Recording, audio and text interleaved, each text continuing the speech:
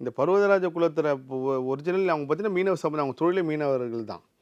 அப்போ பார்த்தீங்கன்னா திருவண்ணாமலையில் தீபம் ஏற்றுறதும் இந்த பர்வதராஜ குல மக்கள் தான். சிதம்பரம் நடராஜர் தேர் வரப்போ ஒரு இடத்துல வந்து நின்றோம். அந்த இடத்துல இவங்க பர்வதராஜ குல மக்கள் வந்து நடராஜருக்கு செய்ய வேண்டிய எல்லா விஷயத்தையும் செஞ்சு இவங்க வழிவிட்டதுக்கு அப்புறம் தான் தேர் திரும்பும். அதுக்கப்புறம் பழனியில். அப்போது இது ஏன் அப்படி நடந்துச்சுன்னு பார்த்தீங்கன்னா, நான் வந்து எல்லா பேட்டிலையும் சொல்லியிருப்பேன். அன்பார்ந்த முருக பக்தர்கள் வணக்கம் சொல்லுவேன். முருக சொந்தங்கள் போடுவேன். உண்மையிலே சொல்லணும்னு பார்த்தீங்கன்னா, உண்மையான முருகர் சொந்தங்கள் ஃபர்ஸ்ட் யாருன்னு பார்த்தீங்கன்னா, அந்த பர்வதராஜ குல தான் முருகருக்கு.